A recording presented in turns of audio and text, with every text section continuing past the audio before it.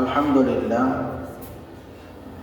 আল্লাহ রাব্বুল আলামিনের দরবারে প্রাণ করে মন ভরে শুকর ও সুজুদ আদায় করি যে মহান রব্বুল আলামিন অত্যন্ত ভালোবেসে মহাব্বত করে যাচাই বাছাই করে নির্বাচিত করে আল্লাহ রাব্বুল আলামিনের ঘরে উপস্থিত হওয়ার জন্য জুমার নামাজ আদায় করার উদ্দেশ্যে আসার বসার কিছু আলোচনা শ্রবণ করার সম্পূর্ণ সুযোগ দান করেছেন। সেই মালিকের দরবারে প্রাণ করে মন করে উচ্চ আওয়াজে কালিমাত শুকর আদায় করি আলহামদুলিল্লাহ। সম্মানিত মুহতারাম হাজিরিন, আমরা অনেকেই রমজানের পূর্বাভাস পাইতেছি। দেখতে দেখতে 2024 রমজান বিদায় নিয়ে গেছে। মনে হয় যেন অল্প কিছুদিনের ভিতরেই আবার মাহে রমজান মাস আমাদের সামনে উপস্থিত হচ্ছে। আমরা যে মাসটি অতিক্রম করলাম সেই মাসের এখন আমরা যে মাসের নাম হলো শাবান মাস।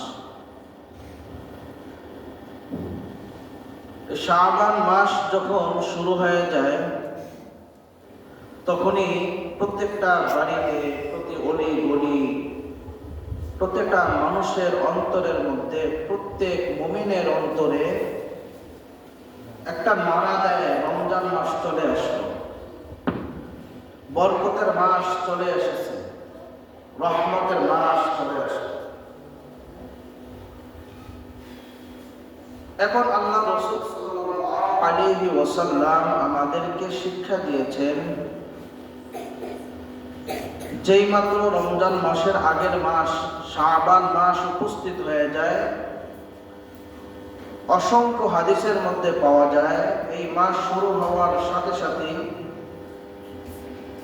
আল্লাহর নবী সরকার দু আলম রহমাতুল লিল আলামিন এত পরিমাণ রোজা রাখতেন যে শাবানের শেষের 2-1 দিন বাদ দিয়ে এমনও হাদিসের মধ্যে পাওয়া যায় পুরা মাস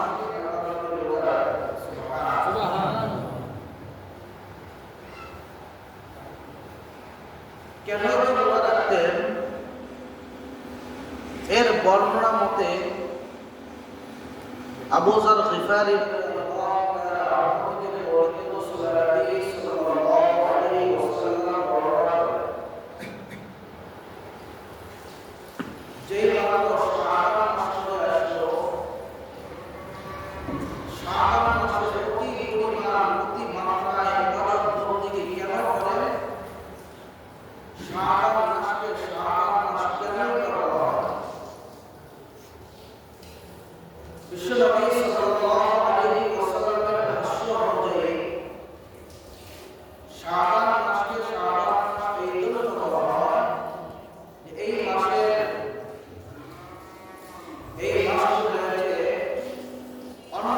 মাসের থেকে মর্যাদাবান মাস, একটা সমৃদ্ধির মাস, সওয়াব নেকি অর্জন করার মাস। অন্য হাদিসের মধ্যে পাওয়া যায় যে রমজান মাস মাহে রমজান মাস থেকে শুরু হলো এমনটা নয়, রমজানের প্রস্তুতিমূলক নিয়ে রমজান মাস শুরু হয়ে যায় শাবান মাস থেকে। কারণ হঠাৎ করে যদি আমরা মাহে রমজান মাস যদি পেয়ে যাই, মাহে রমজান মাসে রোজা রাখা হঠাৎ করে আমাদের জন্য কষ্ট হয়ে যাবে। কারণ আমরা 11টা মাস তেমন একটা রোজা রাখি না, তেমন ইবাদত বন্দেগীও করি না, নফল নামাজের মধ্যেও আমরা অত গুরুত্ব দেই না। এই রমজান মাস যদি আসে, রমজান মাস আসা মাত্রই আমাদের সামনে ইবাদত বন্দেগীর সিজন শুরু হয়ে যায়। ইবাদত বন্দেগীর মাধ্যমে আল্লাহ তাআলার সান্নিধ্য, আল্লাহ তাআলার পক্ষ থেকে বরকত আমরা বেশি বেশি অর্জন করার চেষ্টা করার লক্ষ্যে রমজানের রোজা রাখি, তারাবি নামাজ এবং অন্যান্য নামাজ দান সদকা বেশি বেশি করি।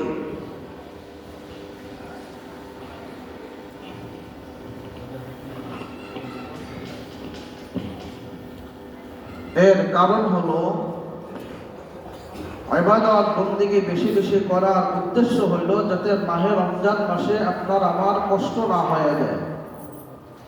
মাহে রমজান মাসে আপনার আমার ইবাদত বন্দেগী করতে বিরক্তি বোধ না আসে। আর শাবান মাসকে শাবান মাস কেন বলা হয়?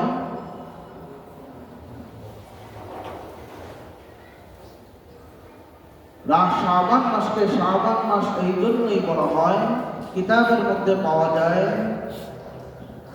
শাবান মাসের মাধ্যমে আল্লাহ তাআলা বান্দার মর্যাদা বাড়ায়া দেন। সুবহানাল্লাহ। এই জন্য আল্লাহ রাসূল সাল্লাল্লাহু আলাইহি ওয়াসাল্লাম এই দোয়া আমরা বেশি বেশি এই দোয়া যেন করি। আল্লাহ রাসূল বলেন, আল্লাহুম্মা বারিক লানা ফি রজব ওয়া শাবান ওয়া বাল্লিগনা রমাদান। এই দোয়া আমরা বেশি বেশি পাঠ করা। এখন এখানে একটা প্রশ্ন জাগে যে এখন তো রজব মাস তো চলে গেছে, এখন রজব মাসের কথা নিয়ে আমরা দোয়া করব, এটা কেমন? এই প্রশ্নের জবাবে মুফাসসিরে কিরামরা বলেন, আব্দুল্লাহ ইবনে আব্বাস রাদিয়াল্লাহু তাআলা আনহুর বর্ণনা নিয়ে বলতেছেন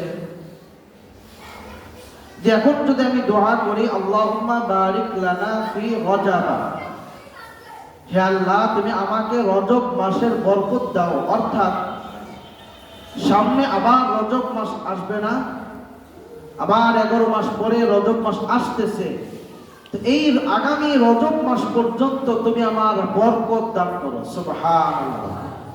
ফি রজব ওয়া শাবান ওয়া বাল্লিগনা রমাদান। আমার হায়াত কতটুকু আছে জানা নাই, আমি কতদিন বাঁচবো তাও জানি না, আমার হায়াতের সীমানার শেষ সীমানা আমার জানা নেই।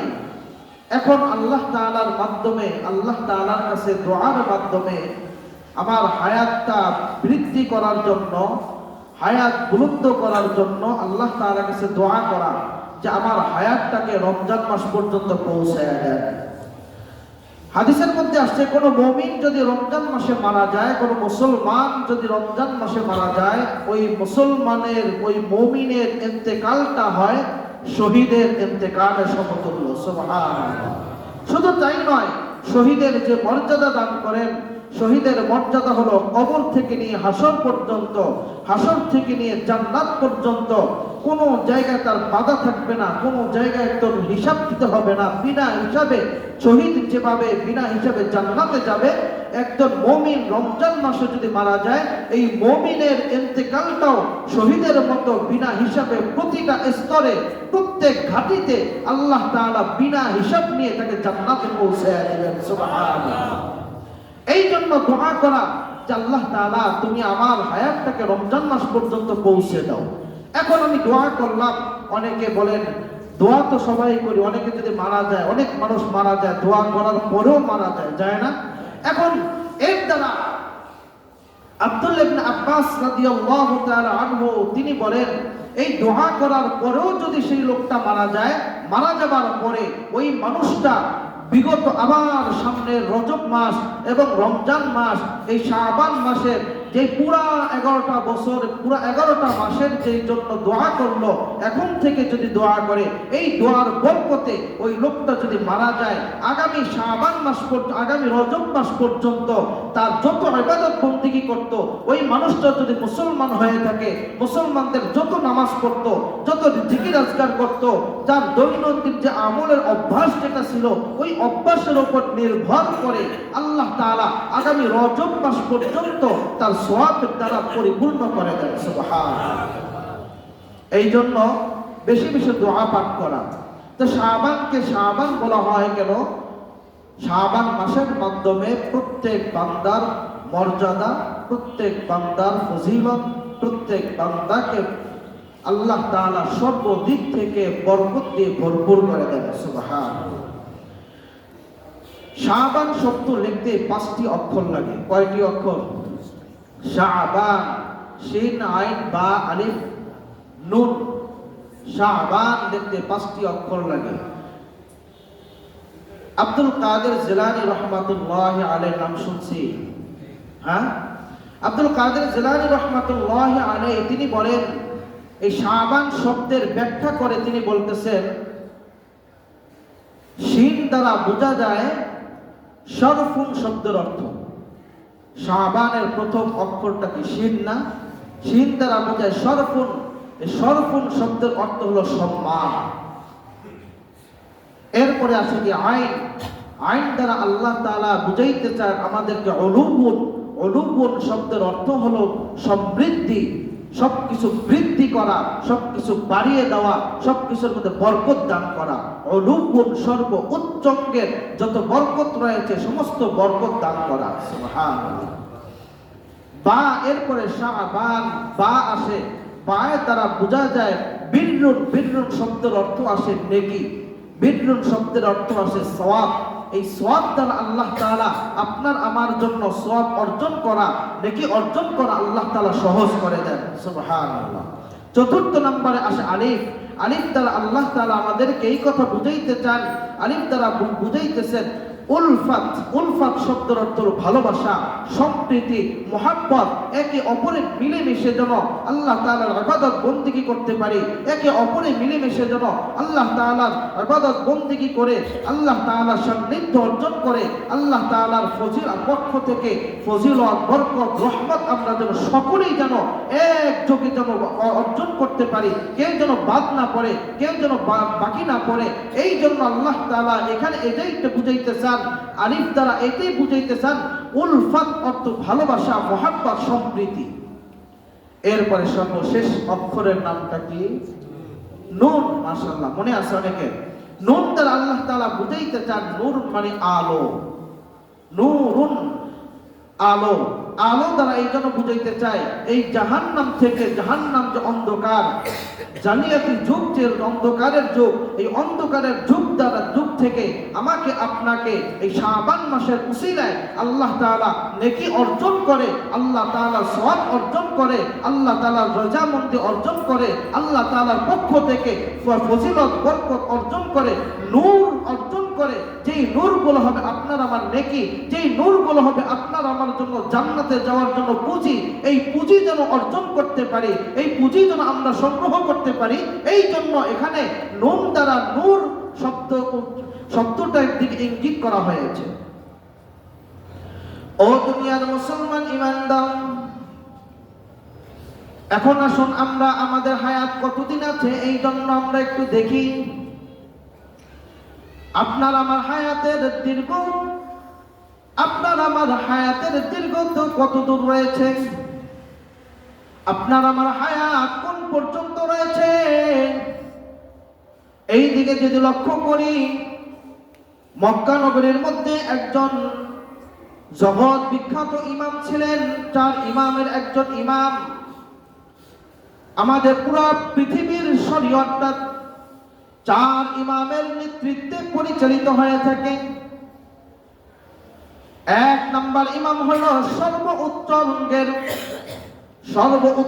সর্বোচ্চঙ্গের সব থেকে বড় ইমাম হলো ইমামে আজম আবু হানিফা রাহিমাহুল্লাহ তাআলা। 2 নম্বর হইল ইমামে মালিক রাহমাতুল্লাহি আলাইহি।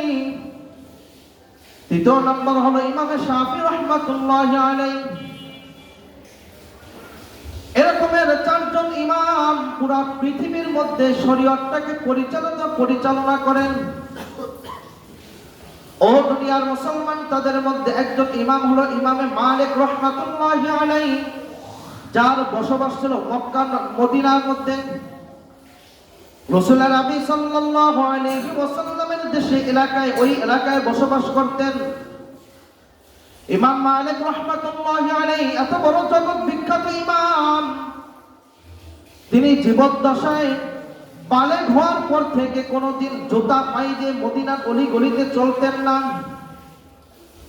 কারণ কি রে ভাই? কারণ হইল বিশ্ব নবী সাল্লাল্লাহু আলাইহি ওয়াসাল্লাম মদিনার অলি গলিতে চলাফেরা করতেন, মদিনার বিভিন্ন জায়গায় চলাফেরা করতেন। ইমাম মালিক এই চিন্তা করতেন, ইমাম মালিক এই বাসনা করতেন, চিন্তা ফিকির করে দেখলেন আমার নবী মদিনার মধ্যে চলাচল করছে, আমার নবীর পায়ের ছাপ কোন জায়গায় যেন আছে, আমার পা নবীর পায়ের ছাপের সাথে যদি মিলে যায় তাহলে নবীর সাথে যদি বেয়াদবি হয়ে যায়। এই জন্য ইমাম মালিক রাহমাতুল্লাহি আলাইহি জুতা পায়ে দিয়ে চলতেন না, তিনি খালি পায়ে মদিনার মধ্যে চলাচল করতেন। তার জীবদ্দশায় তিনি 5 বার হজ করেছেন। সুবহানাল্লাহ, সুবহানাল্লাহ। একবার তিনি চিন্তা করলেন আমার হায়াত কতদিন আছে জানি না, কোনোভাবে যদি বোঝা যাইত আমার হায়াতের শেষ সীমানা কোন পর্যন্ত, তাহলে আমি আরেকবার হজ করে যাইতাম। সামনে জিলহজ মাস চলে আসতেছে, রজব মাস চলতেছে এখন, আর জিলহজে আরেকবার হজ করতাম। ওই রজব মাসের শেষের দিকে এসে শাবানের এক বর্ণনায় পাওয়া যায় শাবানের শেষ শুরুতে, আবার রজবের শেষের দিন ইমাম মালিক রাহমাতুল্লাহি আলাইহি ঘুমায় গেছিলেন দিনের বেলা, ঘুমের রজনীতে ঘুমে বিবর। অমনি করে আল্লাহর নবী সরকার দু আলম রাহমাতাল লিল আলামিন ইমাম মালিকের সামনে উপস্থিত হয়ে গেলেন। সুবহানাল্লাহ। উপস্থিত হয়ে বলতেছে, ইমাম মালিক রাসূলকে প্রশ্ন করে বলতেছে, ও আমার পয়গম্বর, ও আমাদের নবী মুহাম্মদুর রাসূলুল্লাহ সাল্লাল্লাহু আলাইহি ওয়াসাল্লাম, আমি আরেকবার হজ করতে যাইতে চাই মক্কা নগরীতে। আমার হায়াতের শেষ সীমানা কতদিন জানি না, কয়দিন বাঁচবো তাও জানি না, বুঝি না। শরীর বার্ধক্যের দিকে চলে যাইতেছে, শরীরের শক্তি কমে যাইতেছে। আল্লাহর নবী সরকার দু আলম রাহমাতাল লিল আলামিন ইমাম মালিক রাহমাতুল্লাহি আলাইহি ডান হাতটাকে দেখাইয়া বিদায় নিয়ে চলে গেলেন। ইমাম মালিক রাহমাতুল্লাহি আলাইহি ঘুম থেকে জাগ্রত হলেন, চিন্তা করলেন কি দেখলাম স্বপ্নে, বিশ্ব নবী আমাকে হাত দেখাইলে কারণ কি, এর ব্যাখ্যা কি হইতে পারে। ওই জমানার একজন স্বপ্ন ব্যাখ্যা করনেওয়ালা বুজুর্গ মানুষ, আল্লাহওয়ালা মানুষ ছিলেন, একজন তাবিঈ ছিলেন, যার নাম হলো ইবনে সিরিন রাহমাতুল্লাহি আলাইহি। নাম শুনছি না? ইবনে সিরিনের অনেক বই অনেক সময় পাওয়া যায় যে স্বপ্নের ব্যাখ্যায় করনেওয়ালা বা স্বপ্নের ব্যাখ্যা তাবির করার অনেক বই দোকানপাটে পাওয়া যায়। তো ওটা কিন্তু ইবনে সিরিনের লিখিত বই না, ওটা অন্য মানুষের লেখার বই, ইবনে সিরিনের নাম দিয়ে চালাইতেছে, ওটা কিন্তু অরিজিনাল বই না। আমরা আবার স্বপ্নের ব্যাখ্যা শেখার জন্য ইবনে সিরিনের বই আবার স্বপ্নের তাবিরের জন্য বই না কিনি, ওটা কিন্তু অরিজিনাল ইবনে সিরিন রাহমাতুল্লাহি আলাইহির বই না। ইবনে সিরিন রাহমাতুল্লাহি আলাইহি জগৎ বিখ্যাত একজন মুহাদ্দিস, মুফাসসির এবং স্বপ্নের তাবির করতেন। ইমাম মালিক রাহমাতুল্লাহি আলাইহি তার খাদেমকে বললেন, যাও ইবনে সিরিনের কাছে যাও, গিয়ে বলো আমার নামটা প্রকাশ করবে না, আমার নাম প্রকাশ না করে তুমি বলো এমন একজন ব্যক্তি পাঠাইছেন, তিনি স্বপ্নের মাধ্যমে রাসূলকে স্বপ্নে দেখলেন, রাসূল তাকে ডান হাতের 5টা আঙ্গুল দেখাইয়া রাসূল বিদায় নিয়ে গেলেন। এই ডান হাতের 5টা আঙ্গুল দ্বারা কি বুঝাইলেন তিনি স্বপ্নের ব্যাখ্যা জানতে চান। ইবনে সিরিন রাহমাতুল্লাহি আলাইহি তিনি বললেন, স্বপ্নটা কে দেখেছে? বলতেছে সে তো নাম প্রকাশ করতে আমাকে নিষেধ করেছে। তো বলতেছেন যে সে যদি স্বপ্নের ব্যক্তির নাম যদি প্রকাশ করতে নিষেধ করে তাহলে তার তাবিরও প্রকাশ করা যাবে না।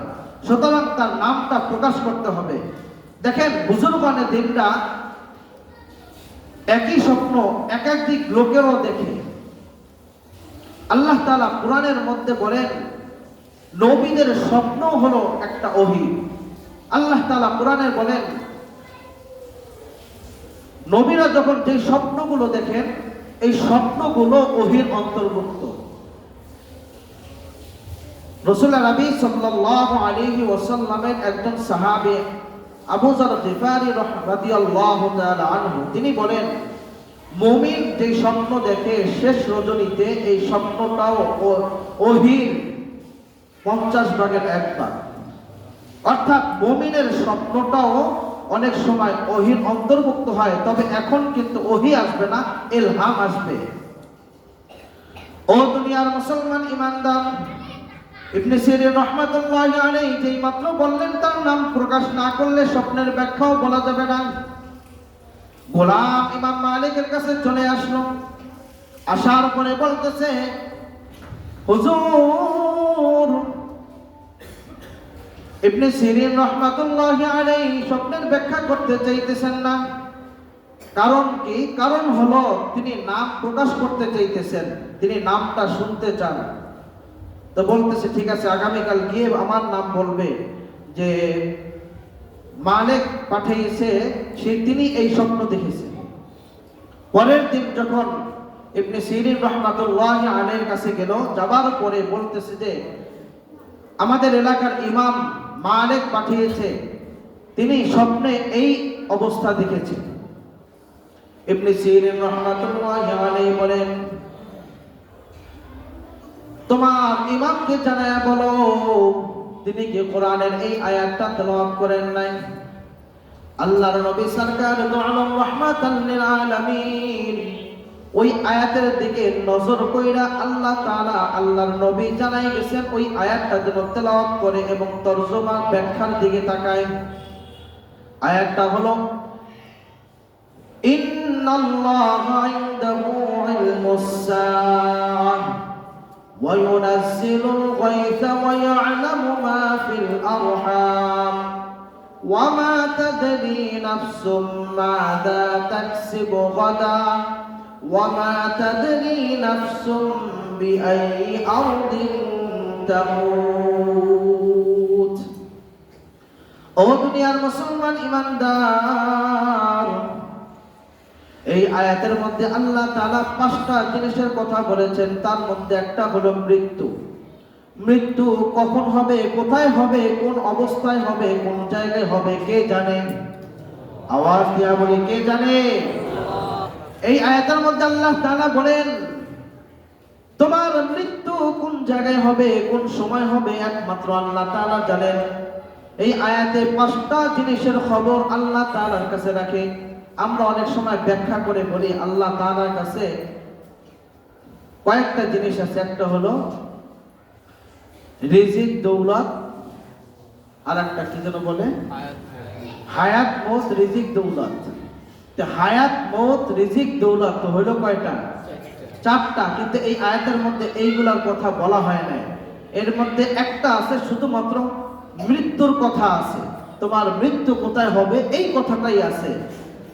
হায়াতের কথা নাই, রিজিকের কথা নাই, দৌলতের কথাও নাই। তবে কয়েকটা দিক ইঙ্গিত করা হয়েছে যে আগামীতে কি হবে, তোমার পরিস্থিতি কোন অবস্থায় দাঁড়াবে, বৃষ্টি কোথায় হবে, মাতৃগর্ভে ছেলে সন্তান না কন্যা সন্তান কে আছে, এটা এই খবরগুলো একমাত্র আল্লাহ তাআলাই জানেন। কথা বলেন ঠিক কিনা? এই কথাগুলো এই আয়াতের মধ্যে বলছেন। ইমাম মালিক রাহমাতুল্লাহি আলাইহি যখন এই আয়াতের তেলাওয়াত যখন করতেছে তখন বলতেছেন যে হায় হায়, এর দ্বারা আমার হায়াত কি 5 দিন রইল, না 5 বছর, না 5 ঘন্টা, না 5 সপ্তাহ, কিছুই জানা নাই। সুতরাং ইমাম মালিক আর ওই সময় আর হজ করতে যান নাই। না গিয়ে ওই মদিনার মধ্যে রয়ে গেলেন। চিন্তা করলেন যদি আমি মদিনার মক্কায় যাই, আমার মক্কায় মৃত্যু হয়ে গেলে আর তো মদিনায় আমার আসার কোনো সুযোগ নাই, ওখানে আমার দাফন হয়ে যাবে, ওখানে আমার সমাহিত করা হবে, আর তো মদিনায় আসবো না। আমি রসুলের সাথে থাকতে চাই, আমি রসুলের সাথে অবস্থান করতে চাই। এই ঘটনাটা বলার উদ্দেশ্য একটাই যে আমাদের হায়াত কতদিন আছে জানা আছে? আওয়াজ দিয়া বলেন, জানা আছে নাকি? জানা নাই। এই জন্য আল্লাহ তাআলার কাছে আমরা বেশি বেশি দোয়া করা যে আল্লাহুম্মা বারিক লানা ফি রজব ওয়া শাবান ওয়া বাল্লিগনা রমাদান। এখন যদি আমরা এই মাস থেকে এই শাবান মাসে যদি আমরা এই দোয়া করি, এই দোয়া আল্লাহ তাআলা এই দোয়ার বরকতে যদি কবুল করেন, আমার হায়াত আগামী রজব মাস পর্যন্ত পৌঁছায় দেবে। সুবহানাল্লাহ। আগামী রজব মাসের আগে যদি মারা যায়, ওই রজব মাস পর্যন্ত আমার যত ইবাদত বন্দেগী করতাম, যত ওয়াক্ত নামাজ পড়তাম, যত খতম কোরআন তেলাওয়াত করতাম, যত ইবাদত বন্দেগী করতাম, যত দান সদকা করতাম, যে অবস্থায় আমার দৈনন্দিন আমল রয়েছে, আমার অভ্যাস রয়েছে, এই অনুযায়ী আপনার আমার আমল নামায় আগামী রজব মাস পর্যন্ত সমস্ত আমলের, সমস্ত ইবাদত বন্দেগীর, সমস্ত ভালো কাজের সওয়াব আল্লাহ তাআলা দান করবেন। সুবহানাল্লাহ। ও দুনিয়ার মুসলমান ঈমানদার, আল্লাহর নবী সরকার দু আলম রাহমাতাল লিল আলামিনের কাছে উসামা ইবনে যায়েদ রাহমাতুল্লাহি আলাইহি একদিন এসে প্রশ্ন করতে লাগলেন, ও আল্লাহর পয়গম্বর, মা রাআইতুহু আকসারু সিয়ামুম মিনহু শাবান। আয়েশা সিদ্দিকা রাদিয়াল্লাহু তাআলা আনহা থেকে আমি শুনেছি, যেই মাত্র শাবান মাস চলে আসে তখন আপনি নাকি এত পরিমাণ রোজা রাখেন, মনে হয় যেন এইটাই রমজান মাস শুরু হয়ে গেল। এত পরিমাণ কেন রোজা রাখেন? আল্লাহর নবী সরকার দু আলম রাহমাতাল লিল আলামিন বলেন, ও দুনিয়ার মুসলমান, আল্লাহ তাআলার কাছে, আল্লাহর নবী বলেন, আল্লাহ তাআলার কাছে বেশি মর্যাদা পাওয়ার জন্য, আল্লাহ তাআলার কাছে বেশি সম্মান পাওয়ার জন্য আল্লাহর নবী বেশি বেশি ইবাদত বন্দেগীর মাধ্যমে, রোজার মাধ্যমে কাটাইতেন। সুবহানাল্লাহ। ও দুনিয়ার মুসলমান ঈমানদার, আল্লাহর নবী সরকার দু আলম রাহমাতাল লিল আলামিন বলেন, যেই মাত্র রজব মাস আসে, দুনিয়ার সমস্ত উম্মতরা রজব মাস আসার সঙ্গে সঙ্গে বেশি বেশি ইবাদত বন্দেগী শুরু করে দেয়। আর শাবান মাসে ইবাদতের গাফলতি চলে আসে, ইবাদতের মধ্যে অলসতা চলে আসে। মনে হয় যেন রজব মাস চলে যে গেল, আর রমজান মাসের অপেক্ষায় তারা থাকলো, রমজান মাস আসবে, তারপর তারা ইবাদত বন্দেগী করবে। এইটা মানুষের ভুল ধারণা লুকানোর জন্য, ভুল ধারণা দূর করার জন্য আমি রাসূল শাবান মাসও ইবাদত বন্দেগী করতেছি, শাবান মাসও বেশি বেশি রোজা পালন করি। এই জন্য এটাই বুঝাইতে চাই, শাবান মাসটা হলো রমজানের অংশ। ও দুনিয়ার মুসলমান ঈমানদার, আল্লাহর নবী সরকার দু আলম রাহমাতাল লিল আলামিন বিশেষ করে তার আমল ছিল প্রতি সপ্তাহে 2 দিন রোজা রাখতেন। একটা হলো সোমবার রোজা রাখতেন, দ্বিতীয় নাম্বার হলো বৃহস্পতিবার রোজা রাখতেন। ও দুনিয়ার মুসলমান, আপনার আমার আমল নামা আল্লাহ তাআলার দরবারে 3 অবস্থায় পৌঁছায়। কোন অবস্থায়? আওয়াজ দিয়া বলি, কয় অবস্থায়? 3 অবস্থায় আল্লাহ তাআলার কাছে পৌঁছায়। ও দুনিয়ার মুসলমান ঈমানদার, আল্লাহ রাব্বুল আলামিনের একদল ফেরেশতা দিনের সুবহে সাদেকের সময় দুনিয়ার জমিনের মধ্যে পাঠিয়ে দিয়েছেন। দুনিয়ার মধ্যে পাঠিয়ে আপনার আমার আমলগুলো আল্লাহ তাআলার কাছে পেশ করার জন্য তাদের কাছে একটা খাতা থাকে। এই খাতার মধ্যে আপনার নেকি এবং বদিগুলো লিখতে থাকে। ও দুনিয়ার মুসলমান, আপনি যদি দিনের বেলা নামাজ আদায় করেন, এই নামাজগুলো তাদের খাতার মধ্যে তুলে নেয়। আর দিনের বেলা যদি রোজা রাখেন, এই রোজার আমলটাও তাদের খাতার মধ্যে তুলে নেয়। শুধু তাই নয়, কিতাবের মধ্যে পাওয়া যায়, হাদিসের কিতাবে পাওয়া যায়, আপনি যদি কোনো গুনাহের কাজ করেন, এই গুনাহের আমল নামাটাও গুনাহটাও তাদের খাতার মধ্যে লিখে নেয়। যেই মাত্র সন্ধ্যা হয়ে যায়, সন্ধ্যা হওয়ার সঙ্গে সঙ্গে এই একদল, এই ফেরেশতার দলটা আল্লাহ তাআলার কাছে চলে যায়। আর আল্লাহ তাআলার কাছে গিয়ে আল্লাহ তাআলার সামনে হিসাব পেশ করে। আল্লাহ, অমুকের এলাকায় আশুলিয়া থানার মধ্যে নরসিংহপুর পুরীর পাড়ার মুসলমানরা এই আমলগুলো করেছে, এই নেকের কাজ করেছে, এই গুনার কাজ করছে। আপনার আমার নামে আল্লাহ তাআলার সামনে আমলনামা পেশ করে। ও দুনিয়ার মুসলমান ঈমানদার, যেই মাত্র সন্ধ্যার সময় চলে যায়, ওই মুহূর্তে আরেকটা দল আল্লাহ তাআলা দুনিয়ার জমিনে আল্লাহর একটা দলের ফেরেশতা পাঠায়া দেন। রাতের অন্ধকারে তোমরা কোন আমল করো, কে তাহাজ্জুদের নামাজ পড়ো, কে ইবাদত বন্দেগী করো, কে বেশি বেশি ইবাদত বন্দেগী করো, কোরআন তেলাওয়াত করো, এই আমলনামাগুলো তারাও লিপিবদ্ধ করে আল্লাহ তাআলার সামনে পেশ করতে যায়। ও দুনিয়ার মুসলমান ঈমানদার, রাতের অন্ধকারে কে কোন অন্যায় গুলো করো, রাতের অন্ধকারে কে চুরি করো, ডাকাতি করো, সেনা বেবিচারি করো, রাতের অন্ধকারে গান বাজনা দিয়ে এলাকার মানুষদের ঘুমের ক্ষতি করো, এলাকার মানুষদেরকে গান বাজনার মাধ্যমে এলাকার মানুষদেরকে ঘুমের ক্ষতি করো। এবং কি শুধু তাই নয়, মানুষদেরকে শুধু তাই নয়, হাদিসের মধ্যে পাওয়া যায় যে এলাকার মধ্যে গান বাজনা বেশি বেশি হয়, ওই এলাকার মধ্যে আল্লাহর গজব বেশি আসে। যেই এলাকার মধ্যে গান বাজনা হয় বেশি, যেই শহরের মধ্যে বেশি বেশি গান বাজনা হয়, ডেক সেট বাজায়, আল্লাহর নবী সরকার দু আলম বলেন ওই এলাকার মধ্যে ভূমিকম্প হয়, ওই এলাকার মধ্যে আল্লাহর গজব আসে বেশি। কারণ গান শুনলে ওই এলাকায় কখনো রহমতের ফেরেশতা থাকতে পারে? আওয়াজ দেয়া বলে থাকতে পারে? যেই এলাকার মধ্যে গান বাজনা হয়, রহমতের ফেরেশতা নাই। যেই এলাকার মধ্যে ডেক সেট বাজায়, ওই এলাকার মধ্যে যত দূর পর্যন্ত আওয়াজ যায় তত দূর পর্যন্ত রহমতের ফেরেশতা নাই। ওই এলাকার মধ্যে সমস্ত মানুষের নামগুলো রাতের অন্ধকারে যেই যেই আমলটা করে না কেন, যেই যেই আমল করো, গুনাহের কাজ করো, নেকের কাজ করো, গানের আমল করো, ডেক্সের আমল করো, নাটক করো, যাত্রা করো, যাই করো না কেন, এই সমস্ত আমলগুলো তারা লিপিবদ্ধ করে আল্লাহর দরবারে সবে সাদেকের সময় ভোর হওয়ার সঙ্গে সঙ্গে আল্লাহর কাছে পৌঁছে দেয়। ও দুনিয়ার মুসলমান, এই হলো একটা সিস্টেম।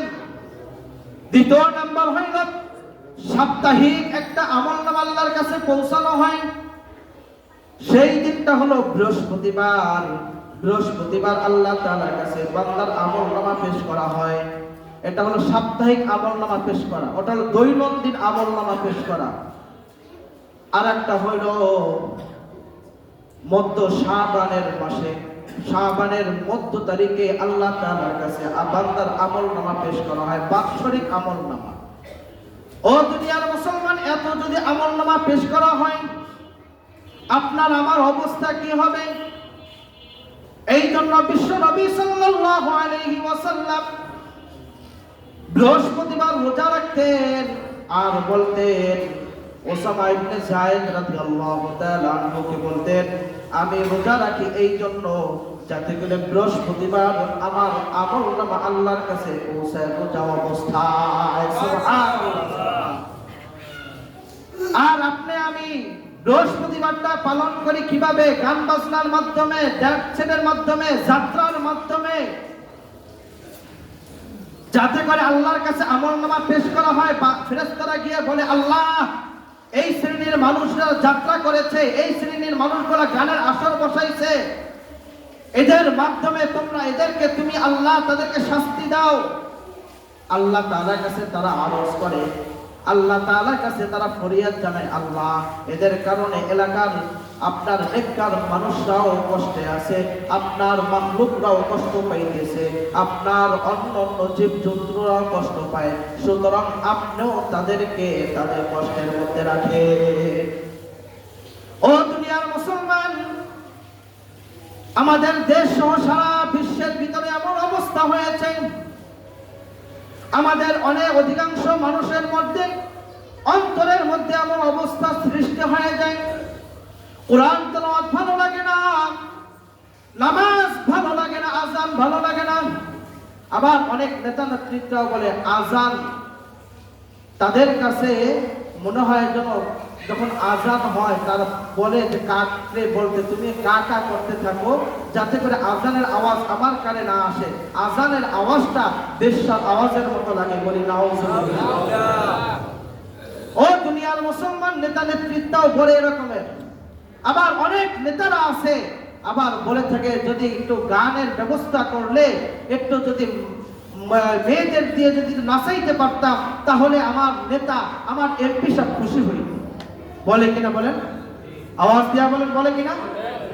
আমার নেতা খুশি হইতো যদি একটু মেয়েরা যদি একটু নাচতো, সুন্দরী রূপসীরা যদি একটু নাচতো, তাহলে আমার নেতা খুশি হইতো, আমার এমপি খুশি হইতো।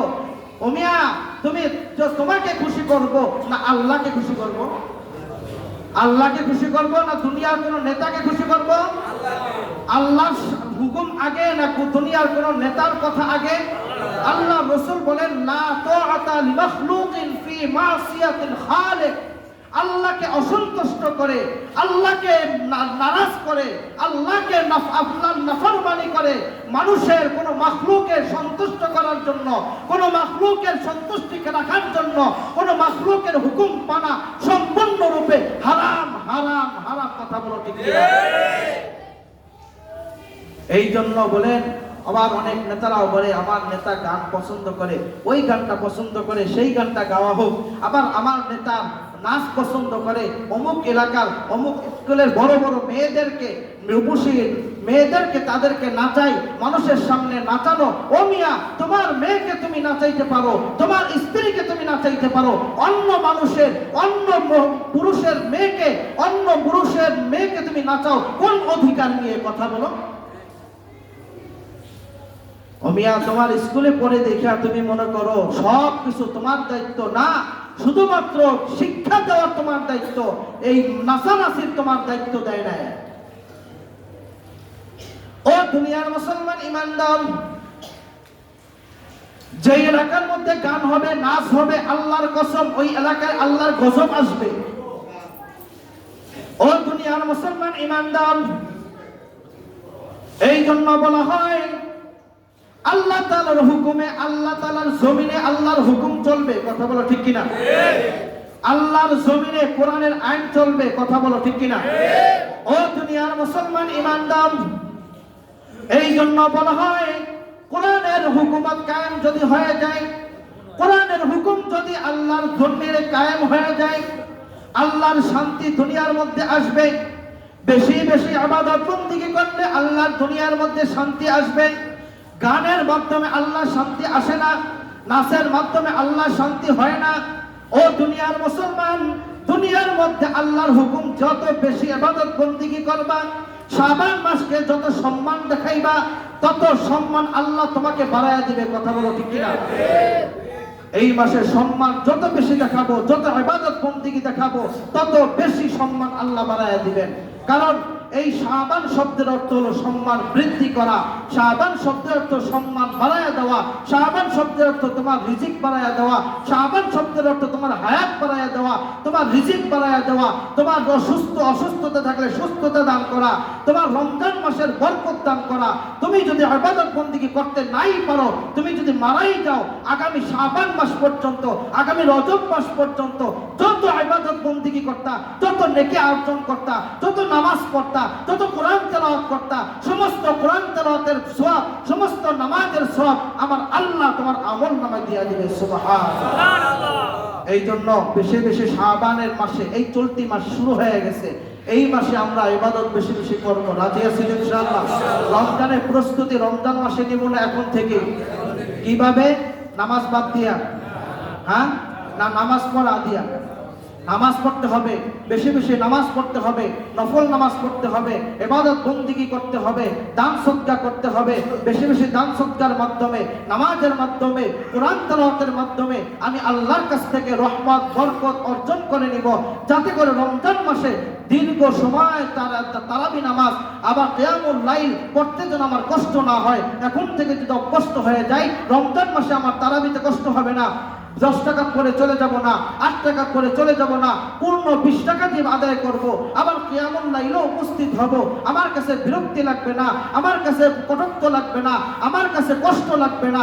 আল্লাহ তাআলা আমাদেরকে রমজান মাস পর্যন্ত হায়াত বাড়িয়ে দিয়ে রমজানের খায়র ও বরকত দান করুক। সকলে বলি আমিন। ওয়া আখিরু দাওয়ানা আলহামদুলিল্লাহি রাব্বিল আলামিন। আসসালামু আলাইকুম ওয়া রাহমাতুল্লাহি ওয়া বারাকাতুহু।